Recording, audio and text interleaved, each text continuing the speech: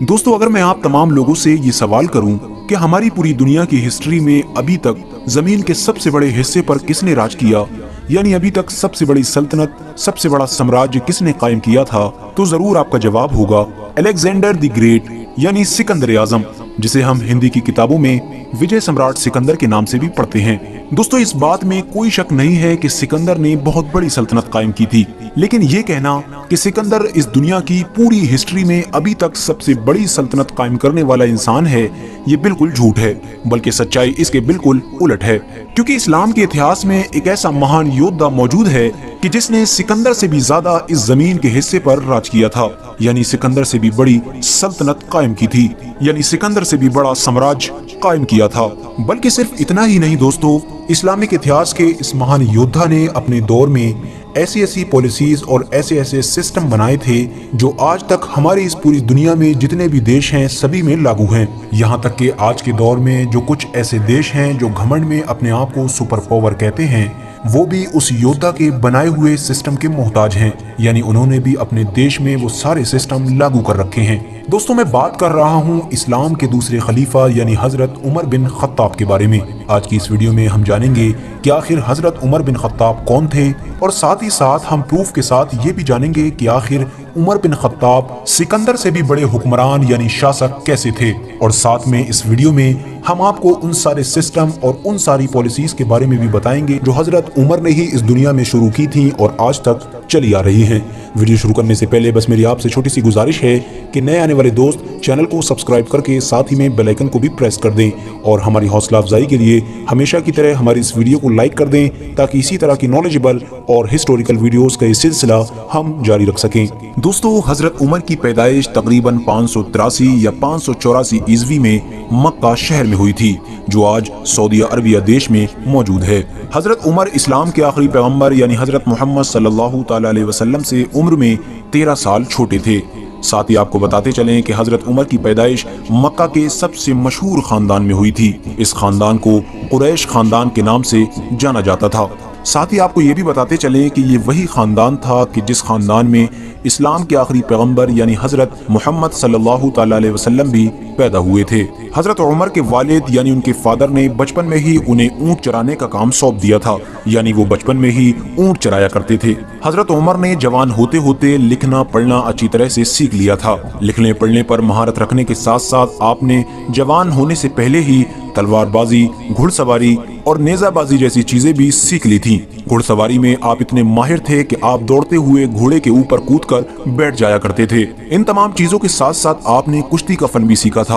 आप इतने जबरदस्त पहलवान थे कि आपने मुसलमान होने से पहले भी और मुसलमान होने के बाद भी मक्का के बड़े बड़े नामचीन पहलवानों को जबरदस्त शिकस्त दी थी। आपके सामने बड़े से बड़े पहलवान भी आने से डरा करते थे। दोस्तों, क्योंकि वजह ये थी कि हजरत उमर के जो फादर थे यानी खत्ताब, वो अपने खानदान के सरदार हुआ करते थे, यानी पूरा खानदान उन्हीं के कंट्रोल में हुआ करता था। हर बात पर उन्हीं का ऑर्डर माना जाता था। इसीलिए जब हजरत उमर के वालिद यानी खत्ताब की वफात हुई तो उसके बाद हजरत उमर को उनकी जगह मिल गई थी, और हजरत उमर को भी उनके खानदान में लोग उतनी ही अहमियत दिया करते थे जितनी किसी दौर में उनके वालिद यानी फादर को दी जाती थी। दोस्तों, अगर आप हिस्ट्री को पढ़ना शुरू करेंगे तो आपको ये मालूम चलेगा कि इस्लाम के आखिरी पैगंबर यानी हजरत मोहम्मद सल्लल्लाहु अलैहि वसल्लम के दौर में मक्का के जितने भी लोग थे, यानी जितने भी उनके सहाबी थे, उन तमाम में अगर सबसे ज्यादा कोई सख्त मिजाज यानी गर्म मिजाज का इंसान था तो वो हजरत उमर थे। हजरत उमर बहुत जल्द ही गुस्से में आ जाया करते थे। उनके गर्म मिजाज और बड़ी पोजीशन की वजह से मक्का के बड़े बड़े लोग हजरत उमर से घबराया करते थे। बड़े से बड़े ताकतवर लोग और बड़े से बड़े होशियार लोग उनके सामने नहीं आया करते थे। दोस्तों, जब इस्लाम के आखिरी पैगंबर यानी हजरत मोहम्मद सल्लल्लाहु अलैहि वसल्लम ने मक्का के लोगों के सामने ये ऐलान किया कि मैं अल्लाह का नबी हूँ, तो मक्का के ज्यादातर लोगों ने उनकी बात पर यकीन नहीं किया और उन्हें झुठला दिया, और फिर धीरे धीरे इस्लाम के आखिरी पैगंबर को परेशान करना और उनको सताना भी शुरू कर दिया था। और जिस वक्त मक्का के लोगों ने हजरत मोहम्मद सल्लल्लाहु अलैहि वसल्लम को सताना और परेशान करना शुरू किया था, उस वक्त हजरत उमर की एज तकरीबन 26 से 27 साल थी।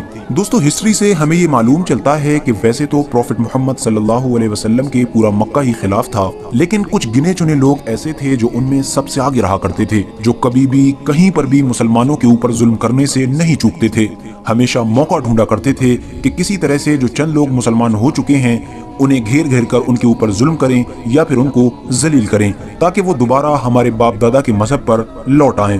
مسلمانوں کو سب سے زیادہ پریشان کرنے والے لوگوں کی لسٹ میں حضرت عمر کا نام بھی شامل تھا، یعنی حضرت عمر بھی اسلام کے شروع میں سب سے بڑے دشمن تھے۔ دوستو ایک بار مکہ کے تمام بڑے لوگ بیٹھ کر یہ مشورہ کر رہے تھے کہ کیوں نہ ہم محمد کو ہی قتل کر دیں، ظاہر ہے کہ جب محمد ہی نہیں رہے گا تو ہماری تمام مشکلیں آسان ہو جائیں گی۔ اب سوال یہ ہوا کہ آخر ہم میں سے محمد کو قتل کون کرے گا؟ حضرت عمر جو اس وقت جوان تھے فوراً کھڑے ہو گئے اور غصے میں کہا اس محمد کو میں قتل کروں گا۔ حضرت عمر نے غصے میں اپنی تلوار نکالی اور گھوڑے پر سوار ہوئے اور گھوڑے کو دوڑاتے ہوئے پروفٹ محمد صلی اللہ تعالی علیہ وسلم کے گھر کی طرف بڑھنا شروع کر دیا۔ راستے میں ہی حضرت عمر کی مکہ کے ایک ایسے انسان سے ملاقات ہوئی جو اندرونی طور پر تو مسلمان ہو گیا تھا، لیکن اس نے مکہ کے لوگوں کی ڈر کی وجہ سے اپنی مسلم پہچان کو چھپا کر رکھا تھا، لہٰذا لوگ اسے بھی ابھی تک غیر مسلم ہی سمجھ رہے تھے۔ اس انسان نے جب حضرت عمر کو غصے میں جاتے ہوئے دیکھا تو حضرت عمر سے پوچھا عمر کہاں جا رہے ہو؟ حضرت عمر نے جواب دیا کہ آج میں محمد بن عبداللہ کو ختم ہی کر دوں گا، نہ محمد رہے گا اور نہ ہی ہمارے سر پر کوئی پریشانی رہے گی۔ اس انسان نے جب یہ سنا تو حضرت عمر سے کہا کہ اے عمر تم محمد کو بعد میں دیکھ لینا، پہلے خود اپنے گھر کی خبر لو۔ عمر نے کہا کیوں، ایسا کیا ہوا؟ اس انسان نے حضرت عمر کو بتایا کہ تمہاری سگی بہن اور بہنوئی بھی مسلمان ہو چکے ہیں۔ یہ سن کر حضرت عمر کا غصہ اور زیادہ تیز ہو گیا اور انہوں نے اپنے گھوڑے کا رخ حضرت محمد صلی اللہ علیہ وسلم کی گھر کی بجائے اپنی بہن کے گھر کی طرف کو پھیر دیا اور من ہی من میں سوچنے لگے کہ چاہے میرا سگا باپ بھی کیوں نہ ہو، جو میرے باپ دادا کے مذہب سے ہٹے گا میں اسے قتل کر دوں گا۔ اپنی بہن اور بہنوئی کے قتل کے ارادے سے جب وہ اپنے بہن کے گھر پر داخل ہوئے تو انہیں گھر سے قرآن کریم پڑھنے کی آواز سنائی دی، لیکن جیسے ہی حضرت عمر کی بہن نے حضرت عمر کو دیکھا تو ڈر کی وجہ سے قرآن کریم پڑھنا بند کر دیا۔ حضرت عمر نے اپنی بہن اور بہنوئی کو مارنا شروع کر دیا، یہاں تک کہ اتنا زیادہ مارا کہ وہ دونوں اچھے خاصے زخمی ہو گئے تھے، لیکن اس کے باوجود بھی ان کی بہن نے حضرت عمر سے کہا کہ آپ ہمیں قتل ہی کیوں نہ کر دیں، ہم اپنے مذہب سے نہیں پھریں گے۔ اپنی بہن کے اس زبردست دعوے سے حضرت عمر کے دل میں ایک الگ سی کیفیت پیدا ہوئی۔ حضرت عمر نے کہا کہ اچھا مجھے وہ دکھاؤ جو تم لوگ ابھی پڑھ رہے تھے۔ حضرت عمر کی بہن نے حضرت عمر کو قرآن کریم کی کچھ آیتیں پڑھنے کو دی۔ حضرت عمر نے قرآن کریم کی سورہ توبہ کو جیسے ہی پڑھنا شروع کیا آپ کا دل دھیرے دھیرے بدلتا چلا گیا۔ وہ دل جس میں تھوڑی ہی دیر پہلے اسلام کے خلاف آگ کے شعلے بھڑک رہے تھے، وہ سارے شعلے اب ٹھنڈے پڑ چکے تھے۔ حضرت عمر فوراً اپنی بہن کے گھر سے نکلے اور اسلام کے آخری پیغمبر یعنی حضرت محمد صلی اللہ تعالی علیہ وسلم کے گھر کی طرف روانہ ہوئے۔ پروفٹ محمد صلی اللہ تعالی علیہ وسلم اس وقت اپنے کچھ ساتھیوں کے ساتھ بیٹھے ہوئے تھے۔ جیسے ہی پیارے نبی کے آس پاس میں بیٹھے ہوئے لوگوں نے حضرت عمر کو آتے ہوئے دیکھا، سب نے اپنی اپنی تلواریں نکال لیں۔ حضرت عمر نے دور سے ہی کہا کہ اپنی تلواریں اندر رکھ لو، میں کسی بھی غلط ارادے کے ساتھ نہیں آیا ہوں، بلکہ میں تو محمد بن عبداللہ کے ہاتھ پر اسلام قبول کرنے آیا ہوں۔ یہ سنتے ہی تمام لوگ بہت خوش ہو گئے، اور ہوتے بھی کیوں نہ، کیونکہ حضرت عمر کی شکل میں اسلام کی چھوٹی سی جماعت میں ایک ایسا انسان داخل ہو رہا تھا جس سے پورا مکہ ڈرا کرتا تھا۔ حضرت عمر کے اسلام قبول کرنے کی وجہ سے پروفٹ محمد صلی اللہ تعالی علیہ وسلم کو خوشی میں ایسا جوش طاری ہوا کہ آپ نے جوش میں تکبیر کا نعرہ بلند کیا، جس نعرے کا جواب پاس میں ہی بیٹھے تمام صحابہ نے اللہ اکبر کہہ کر دیا، اور یہ اسلامک ہسٹری کا پہلا نعرہ تھا، یعنی جس نعرے کو آج ہم نعرے تکبیر اللہ اکبر کے نام سے جانتے ہیں، یہ وہیں سے ہی شروع ہوا تھا، یعنی جب سے حضرت عمر اسلام میں داخل ہوئے تھے۔ دوستو حضرت عمر اسلام لانے والے 40ویں انسان تھے، یعنی ان سے پہلے مکہ کے 39 لوگ مسلمان ہو چکے تھے۔ حضرت عمر سے پہلے مکہ میں جو مٹھی بھر مسلمان تھے وہ اپنی پہچان چھپا کر رہا کرتے تھے اور اللہ کی عبادت بھی چھپ چھپ کر اپنے گھروں میں ہی کیا کرتے تھے، لیکن جس دن سے حضرت عمر مسلمان ہوئے اس دن سے تمام مسلمانوں نے کھلم کھلا عبادت کرنا شروع کر دی تھی۔ دوستو جس دن حضرت عمر ایمان لائے تھے اس دن مکہ کے تمام مشرکین نے کہا تھا کہ آج مٹھی بھر مسلمانوں نے ہم سے بدلہ لے لیا۔ مکہ میں ایک کہاوت مشہور تھی کہ جس راستے سے حضرت عمر گزر جاتے ہیں اس راستے سے شیطان کبھی نہیں گزرتا۔ حضرت عمر کے کارناموں کو دیکھتے ہوئے اسلام کے آخری پیغمبر یعنی حضرت محمد صلی اللہ علیہ وسلم نے انہیں فاروق کا نام دیا تھا، جس کا مطلب ہوتا ہے فرق کرنے والا، کیونکہ حضرت عمر کفر اور ایمان میں فرق کرنے والے انسان تھے۔ دوستو اتنا ہی نہیں، پروفٹ محمد صلی اللہ علیہ وسلم نے حضرت عمر کے بارے میں یہ بھی کہا تھا کہ اگر میرے بعد اس دنیا میں کوئی نبی ہوتا تو وہ عمر ہوتا۔ ان تمام باتوں سے ہمیں یہ پتہ چلتا ہے کہ اسلام میں حضرت عمر رضی اللہ تعالیٰ عنہ کا کیا مقام ہے۔ दोस्तों, जब प्यारे नबी यानी हजरत मोहम्मद सल्लल्लाहु अलैहि वसल्लम ने 63 साल की उम्र में हमारी इस दुनिया को ज़ाहिरन अलविदा कहा, यानी इस दुनिया से रुखसत हुए, तो उस वक्त तक पूरे अरब में इस्लाम फैल चुका था। लिहाजा प्रॉफिट मोहम्मद सल्लल्लाहु अलैहि वसल्लम के चले जाने के बाद इतनी बड़ी मुस्लिम कौम को जरूरत थी एक लीडर की, यानी एक खलीफा की।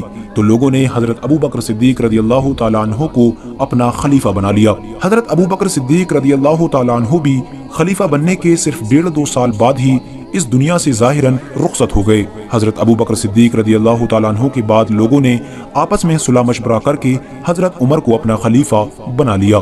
दोस्तों, हजरत उमर ने तकरीबन 10.5 से 11 साल खिलाफत की थी और इतने कम वक्त में ही हजरत उमर ने अपनी होशियारी की वजह से इतनी बड़ी सल्तनत कायम कर ली थी, जो अपने दौर में जमीनी एतबार से यानी क्षेत्रफल में तो सबसे बड़ी थी ही, साथ ही में इतनी ताकतवर भी थी कि वो उस दौर की सुपर पावर बन गई थी। हजरत उमर की सेना अपने घोड़ों का मुंह जिस इलाके की तरफ मोड़ दिया करती थी, वो इलाका मुसलमानों की सल्तनत में खुद ब खुद शामिल हो जाया करता था। इस्लामिक हिस्ट्री में हजरत उमर ही वो अकेले इंसान हैं कि जिनके दौर में मुस्लिम इलाकों का सबसे ज्यादा विस्तार हुआ है, यानी मुस्लिम सल्तनत सबसे ज्यादा बड़े हिस्से पर फैलती चली गई थी। हजरत उमर की सेना ने अपने दौर में दुनिया के उन इलाकों को फतह करके दिखा दिया था कि जिन इलाकों के बारे में पूरी दुनिया ये सोचा करती थी कि इनको फतह करना तो बिल्कुल नामुमकिन है। इराक, ईरान और रूम जैसी ताकतवर सल्तनतें जो अपने ऊपर घमंड किया करती थीं, वो हजरत उमर की सेना के सामने घुटने टेकने पर मजबूर हो गई थीं।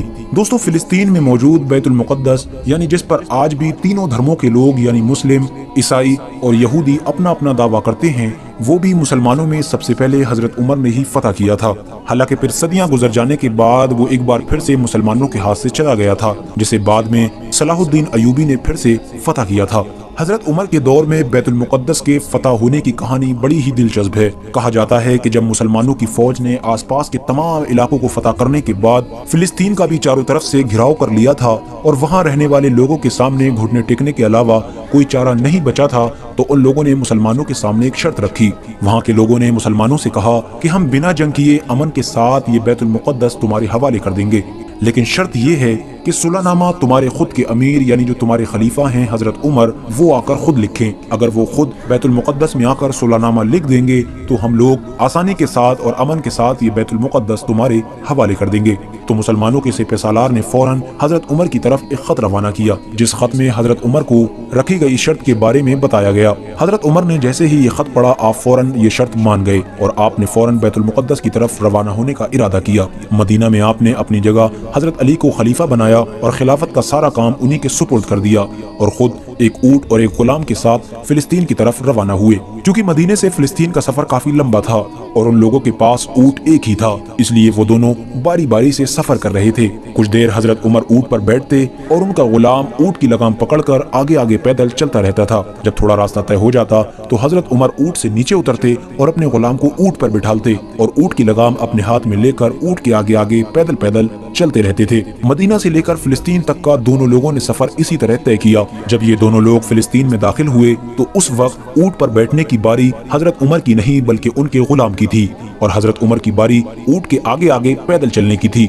लिहाजा फिलिस्तीन के लोगों ने जब इन दोनों को देखा तो फिलिस्तीन के लोगों को ये महसूस हुआ कि जो ऊंट के ऊपर बैठा है वही हजरत उमर है और जो आगे आगे पैदल पैदल चल रहा है वो हजरत उमर का गुलाम है। हालांकि सच्चाई इसके बिल्कुल उलट थी और साथ ही साथ हजरत उमर के कपड़े भी ऐसे थे कि जिन पर बेशुमार पैबंद लगे हुए थे, यानी जगह जगह से फटे हुए थे। लिहाजा जब फिलिस्तीन के लोगों को बताया गया कि हजरत उमर ऊंट के ऊपर नहीं बल्कि जो नीचे चल रहे हैं वो हैं, तो वहां के लोगों को यकीन ही नहीं हुआ, क्योंकि एक ऐसा इंसान जो अपने दौर की सबसे बड़ी सल्तनत का खलीफा है और वो इस तरह की जिंदगी जीता है, ये यकीनन हैरान कर देने वाली बात थी। हजरत उमर ने वहां पर जाकर सुलहनामा लिखा और उन तमाम लोगों को उनकी जिंदगी की जमानत दी और बैतुल मुक़द्दस को फतह कर लिया। लिहाजा जब फिलिस्तीन में रहने वाले आम लोगों ने हजरत उमर का रहन सहन का तरीका देखा, उनका अखलाक देखा, तो वो लोग उनसे बहुत ज्यादा इंस्पायर हुए, यानी उनसे मुतासिर हुए। बहुत से लोगों ने वहां पर हजरत उमर को देखकर ईमान कबूल कर लिया। दोस्तों, हजरत उमर की खिलाफत का दौर जंगी कामयाबियों के साथ साथ न्याय यानी इंसाफ के लिए भी बहुत मशहूर है। आप हमेशा इस बात का खास ख्याल रखा करते थे कि किसी के साथ भी नाइंसाफी न हो जाए। इसके अलावा हजरत उमर ने अपनी सल्तनत के दौर में ऐसी ऐसी पॉलिसीज बनाई और ऐसे ऐसे नए नए सिस्टम बनाए कि जो आज भी दुनिया के बड़े बड़े देशों में लागू हैं। लेकिन अफसोस मुसलमान खुद ही नहीं जानते कि उन सिस्टम को पैदा करने वाला कोई और नहीं बल्कि हमारी कौम ही थी। दोस्तों, आज के दौर में पूरी दुनिया सिकंदर को ही हिस्ट्री का सबसे बड़ा हुक्मरान यानी सबसे बड़ा सुल्तान मानती है। पूरी दुनिया का यही मानना है कि सिकंदर ही दुनिया का वो इंसान था कि जिसने सबसे बड़ा साम्राज्य कायम किया था। दोस्तों, दुनिया के लोग सिकंदर के बारे में ये दावा तो बड़ी आसानी के साथ कर देते हैं, लेकिन शायद उन लोगों ने कभी हजरत उमर की हिस्ट्री पर नजर नहीं दौड़ाई है, क्योंकि अगर वो लोग हजरत उमर की हिस्ट्री को थोड़ा ध्यान से पढ़ लेते तो शायद उन्हें भी ये महसूस हो जाता कि हजरत उमर सिकंदर आजम से कहीं ज्यादा आगे हैं। दोस्तों, मकदूनिया का सिकंदर 20 साल की उम्र में मकदूनिया का बादशाह बना था। 23 साल की उम्र में वो मकदूनिया से अपनी फौज लेकर दुनिया को जीतने के इरादे से निकल पड़ा था। सबसे पहले इसने पूरे यूरोप को फतह किया, उसके बाद ये तुर्की में दाखिल हुआ और तुर्की को फतह करते हुए ये ईरान पहुंचा। ईरान पहुंचकर इसने ईरान को फतह किया और उसके बाद ये शाम, जिसे आज हम सीरिया के नाम से जानते हैं, उसमें पहुंच गया। इसने सीरिया को भी फतह किया, उसके बाद यरूशलेम को फतह किया और उसके बाद मिस्र पहुंचा। मिस्र में भी इसकी फौज ने बड़ी जबरदस्त जीत हासिल की और मिस्र से ये सीधा हिंदुस्तान आया। भारत में इसने पोरस को हराया और फिर मकरान के रास्ते से वापसी का इरादा किया, लेकिन रास्ते में ही इसे टाइफाइड बुखार हो गया और उस बुखार की वजह से ही 323 ईसा पूर्व यानी सिर्फ 33 साल की उम्र में ही इसकी मौत हो गई थी। दोस्तों, सिकंदर की पैदाइश एक शाही खानदान में हुई थी। सिकंदर का बाप भी खुद सुल्तान था। सिकंदर को बचपन से ही एक अच्छी ट्रेनिंग दी गई थी। दुनिया के माहिर लोगों ने उसे तीरंदाजी सिखाई थी और उसे अरस्तु जैसे लोगों की सोहबत मिली थी जो दुनिया में आज तक मशहूर हैं। और जब वो 20 साल का हुआ तो उसे सल्तनत पेश कर दी गई। हालांकि इसके मुकाबले में हजरत उमर फारूक रज़ियल्लाहु ताला अन्हु ऊंट बकरी जैसे जानवर चरा चरा कर बड़े हुए थे। उन्होंने तीरंदाजी या घुड़सवारी भी दुनिया के किसी माहिर इंसान से या फिर किसी अकेडमी में नहीं सीखी थी, बल्कि ये सारी चीजें उन्होंने खुद से अपने घर पर ही सीखी थी। और साथ ही साथ हमारे लिए ये जान लेना भी जरूरी है कि जहाँ सिकंदर एक शाही खानदान से था, वहीं हजरत उमर रज़ियल्लाहु ताला अन्हु की ऊपर की 10-15 नस्लों में भी कोई बादशाह नहीं हुआ था। दोस्तों, अगर बात की जाए मुकाबले की, तो सिकंदर ने जहां 10 सालों में एक ऐसी आर्मी के साथ जो पहले से ही बड़ी जबरदस्त ट्रेनिंग पाई हुई थी 1.7 मिलियन स्क्वायर मील्स का इलाका फतह किया था, वहीं दूसरी तरफ हजरत उमर ने सिर्फ 10 साल के अंदर एक ऐसी आर्मी के साथ कि जिस आर्मी ने कहीं भी ट्रेनिंग नहीं पाई थी 2.2 मिलियन स्क्वायर मील्स का इलाका फतह किया था। यानी दोनों का टाइम तो एक ही है, यानी 10 साल हैं, लेकिन अगर जमीनी इलाके को देखा जाए तो हजरत उमर का सिकंदर से कहीं ज्यादा है। वहीं उसकी आर्मी में सब जबरदस्त ट्रेनिंग पाए हुए लोग थे, जबकि हजरत उमर की अगर आर्मी की बात की जाए तो वो तो मक्का और मदीना के आम लोगों से मिलकर बनाई हुई एक आर्मी थी, जिसमें बूढ़े भी थे, बच्चे भी थे। दोस्तों, इन तमाम बातों से ये साबित होता है कि हम लोगों को सिकंदर के बारे में जो भी नजरिया दिया गया है वो यकीनन गलत है। दोस्तों, भले ही सिकंदर ने जमीन पर एक बहुत बड़ी सल्तनत कायम की थी, लेकिन उसके बावजूद भी वो दुनिया को कोई ऐसा निजाम यानी कोई ऐसा एक सिस्टम नहीं दे सका कि जिस सिस्टम के जरिए से उस सल्तनत को चलाया जा सके। और यही बड़ी वजह रही कि उसके मरने के सिर्फ 4-5 साल बाद ही उसकी पूरी सल्तनत टुकड़ों में बंटकर खत्म हो गई थी। लेकिन हजरत उमर ने 10 सालों में एक बड़ी सल्तनत कायम करने के साथ साथ दुनिया को पूरी सल्तनत चलाने के ऐसे ऐसे निजाम यानी सिस्टम दिए कि जिन सिस्टम के जरिए से मुस्लिम सल्तनतें तो सैकड़ों सालों तक आबाद रही ही, साथ ही में जब सल्तनतों का दौर खत्म हुआ और डेमोक्रेसी का दौर शुरू हुआ तो हजरत उमर के उन सारी पॉलिसीज और सिस्टम को डेमोक्रेसी वाले देशों ने भी अपने अंदर लागू कर लिया और आज भी वो सारे सिस्टम पूरी दुनिया में लागू हैं। दोस्तों, आज के दौर में आप देखते होंगे कि ज्यादातर देशों में बहुत सारी स्टेट होती हैं, जैसा कि हमारे देश इंडिया में भी बहुत सारी स्टेट हैं और उन सारी स्टेटों के अलग अलग सीएम यानी चीफ मिनिस्टर होते हैं और वो सारे चीफ मिनिस्टर अपनी अपनी स्टेट के कामकाजों को संभालते हैं। देश का सिर्फ एक प्रधानमंत्री होता है और देश की सारी स्टेटों के सीएम उस प्रधानमंत्री के अंडर में ही काम करते हैं। दोस्तों, किसी भी सल्तनत या फिर देश को अलग अलग स्टेट में सिर्फ इसलिए डिवाइड किया जाता है ताकि उसको चलाने में आसानी हो सके, क्योंकि अगर स्टेट नहीं होगी और हर स्टेट के अलग अलग सीएम नहीं होंगे तो एक ही इंसान पूरे देश या फिर पूरी सल्तनत को आसानी के साथ नहीं चला सकता है।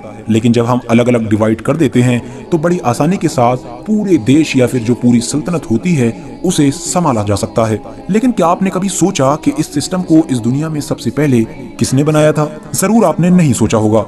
चलिए मैं आपको बताता हूँ। ये सिस्टम सबसे पहले हजरत उमर फारूक आजम रज़ियल्लाहु ताला अन्हु ने ही बनाया था। उन्होंने देखा कि जब उनकी पूरी सल्तनत बहुत बड़ी होती जा रही है और उसका निजाम संभालना एक इंसान के लिए मुश्किल होता जा रहा है, तो उन्होंने अपनी पूरी बड़ी सल्तनत को अलग अलग सूबों में डिवाइड कर दिया था और उन सूबों के अलग अलग गवर्नर बना दिए थे और वो सारे गवर्नर एक खलीफा यानी हजरत उमर फारूक आजम रज़ियल्लाहु ताला अन्हु के अंडर में काम किया करते थे। हजरत उमर की ये पॉलिसी दुनिया को इतनी ज्यादा पसंद आई कि आज तक पूरी दुनिया में हर सल्तनत और हर देश में ये सिस्टम लागू किया जाता है। दोस्तों इतना ही नहीं, हजरत उमर फारूक आजम रज़ी अल्लाह ताला अन्हु ने अपने दौर में फौजियों की छावनी बनवाई थी जो हजरत उमर से पहले नहीं हुआ करती थी। आज के दौर में दुनिया में जो जेल का सिस्टम है वो भी हजरत उमर फारूक आजम रज़ी अल्लाह ताला अन्हु ने ही दिया था।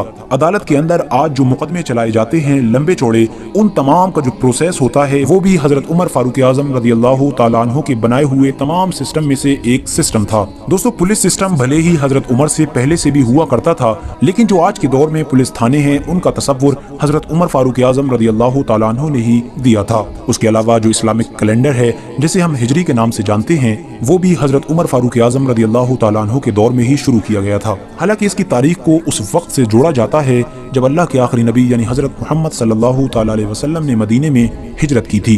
हजरत उमर ने एक ऐसा सिस्टम तैयार करवाया था कि जब भी किसी इंसान को कोई सरकारी ओहदा दिया जाता था तो पहले ही उसकी प्रॉपर्टी लिखित में चेक कर ली जाती थी और फिर बाद में बीच बीच में उसकी प्रॉपर्टी को चेक किया जाता रहता था। जैसे ही किसी इंसान की प्रॉपर्टी हद से ज्यादा बड़ी हुई महसूस हुआ करती थी उसके खिलाफ कार्रवाई की जाती थी ताकि कोई भी इंसान कमजोर और मजबूर लोगों से रिश्वत न ले सके। हजरत उमर जो भी कपड़े पहना करते थे उनमें से कोई भी ऐसा कपड़ा हजरत उमर के पास मौजूद नहीं था कि जो फटा हुआ ना हो या फिर जिस पर पैबंद लगे हुए ना हो। आपके हर कपड़े पर बेशुमार पैबंद लगे हुआ करते थे। दोस्तों हिजरत उमर दुनिया के पहले ऐसे खलीफा थे जो ये कहा करते थे कि अगर मेरी सल्तनत में कोई कुत्ता भी भूख से मर जाएगा तो कयामत के दिन उमर को उस कुत्ते के मर जाने का भी हिसाब देना होगा। हैरानी की बात यह है कि हजरत उमर रज़ी अल्लाह ताला अन्हु 10 साल दुनिया की सबसे बड़ी सल्तनत के खलीफा रहे, लेकिन उसके बावजूद भी जब आपका इंतकाल हुआ तो आपके ऊपर कर्जा था। लिहाजा आपकी वसीयत के मुताबिक आपका जो पुराना एक घर था उसको बेचकर आपका कर्जा अदा किया गया था। दोस्तों आज की अपनी वीडियो को हम यहीं पर खत्म करते हैं। वीडियो पसंद आने पर न सिर्फ वीडियो को लाइक करें बल्कि अपने दोस्तों अहबाब रिश्तेदारों के साथ जरूर शेयर करें। जब तक के लिए अल्लाह।